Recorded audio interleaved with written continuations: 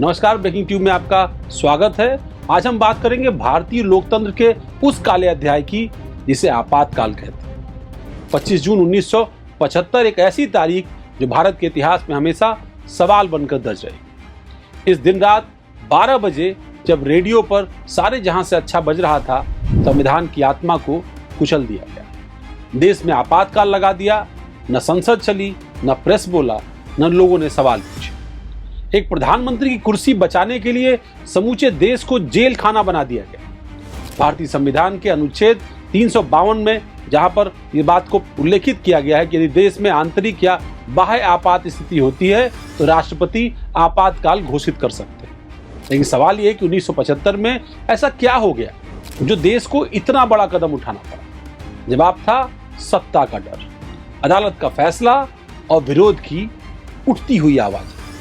11 जून 1975 high court की Allahabad bench ने प्रधानमंत्री तत्कालीन इंदिरा गांधी का रायबरेली से हुआ चुनाव रद्द कर दिया। उन्हें 6 साल तक चुनाव लड़ने के लिए अयोग्य तक घोषित कर दिया। न्यायमूर्ति जगमोहन लाल सिन्हा ने कहा कि उन्होंने चुनाव में सरकारी मशीनरी का दुरुपयोग किया है। इंदिरा गांधी की सत्ता हिल चुकी थी और उसी रात इतिहास के सबसे भयावह अध्याय की शुरुआत हुई। 25 जून 1975 की आधी रात राष्ट्रपति फखरुद्दीन अली अहमद ने बिना सवाल किए आपातकाल की फाइल पर अपने हस्ताक्षर कर दिए। और फिर क्या हुआ? आधी रात को विपक्ष के नेताओं को उनके घरों से, उनके ठिकानों से उठा लिया गया। जयप्रकाश नारायण, अटल बिहारी वाजपेयी, लाल कृष्ण आडवाणी, जॉर्ज फर्नांडिस, सबको जेल की सलाखों के पीछे ठूस दिया गया। सड़कें शांत थी, लेकिन लोकतंत्र चीख रहा था। और इसी बात पर प्रसिद्ध हिंदी कवि और लेखक रघुवीर सहाय लिखते हैं कि कितने आदमी मरे इसका कोई हिसाब नहीं, क्योंकि अखबार में खबर नहीं थी।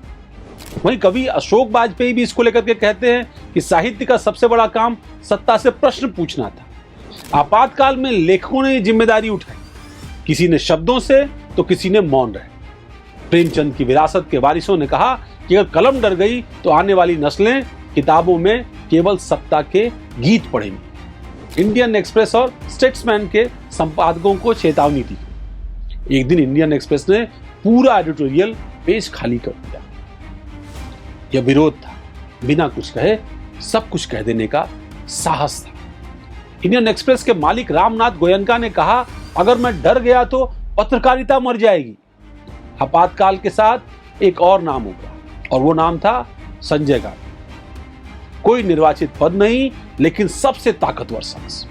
लाखों पुरुषों की जबरन नसबंदी, झुग्गियों को बिना नोटिस दिए ढा दिया गया, लोगों को डराकर चुप करा दिया गया। अरुंधति राय लिखती हैं कि यह लोकतंत्र नहीं था, यह भय का राज था। भारत खामोश नहीं रहा, जेलों में विचारों की मशालें जलती रही। भूमिगत प्रेस, छात्र आंदोलन, अज्ञात साहित्य सब जारी रहा।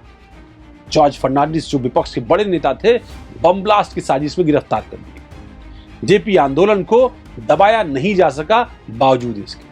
जयप्रकाश नारायण ने कहा था, सरकार को बदलना ही काफी नहीं, समाज को बदलना जरूरी है। और फिर 18 जनवरी 1977 को इंदिरा गांधी ने चुनाव की घोषणा कर दी। उन्हें लगा जनता उन्हें माफ कर देगी, लेकिन इतिहास ने उनका फैसला कर रखा था।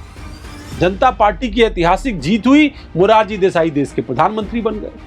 भारत में लोकतंत्र की वापसी हुई, लेकिन जंग आज तक हारे हैं।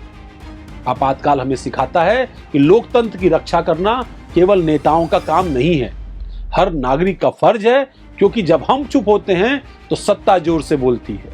आपातकाल केवल इतिहास नहीं, एक चेतावनी है, ताकि आने वाला कोई भी नेता लोकतंत्र को अपनी मुट्ठी में न बांध सके, बंधक न बना सके। लोकतंत्र एक ऐसा पौधा है, उसे सवालों की बारिश और आजादी की धूप चाहिए, नहीं तो वो मुरझा जाएगा। आपातकाल पर हमारी ये प्रस्तुति आपको कैसी लगी, हमें जरूर बताइए।